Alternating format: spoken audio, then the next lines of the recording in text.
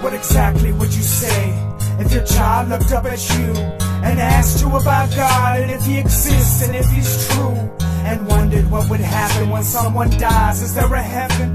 And what about that man up on the cross? Am I forgiven? How exactly would you answer those hopeful little lies when you're college educated and convinced it's all a lie? Sure, you went to Sunday school when you were young, but that was then. You're above those simple thoughts now. The only God you know is man. Are you saddened and ashamed to tell this little soul that you don't believe in anything and have no reason and no hope? There's no heaven and no meaning.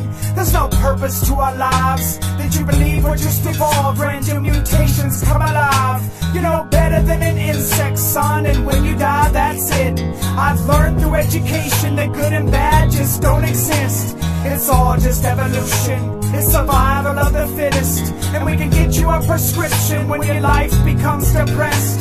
I'm sorry that I've crumbled all your hopes and all your dreams, but it's time you realize that life's not what it seems. Are you lost? Are you alone? Are you convinced that life does not make sense? Have you forgotten that God even exists? Have you replaced all that was real for a life of counterfeits and created your own truth?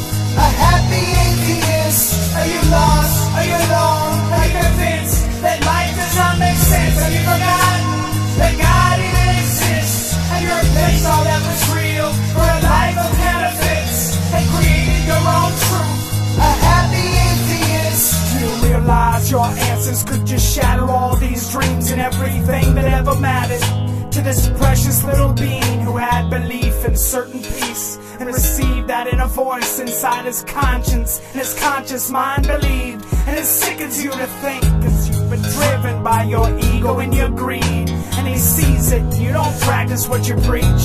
You've lost your dignity, and you've succeeded in destroying all belief and defeated all his real hopes and dreams. They might never be retrieved, and the flame within his heart almost completely is extinguished, and the holes within his soul are filled with mimics, and the message of God's grace within his mind has been diminished, because the answers that you gave him took a piece of his existence, and the power of your words were unforeseen, and in that very moment you destroyed the very purpose of his being.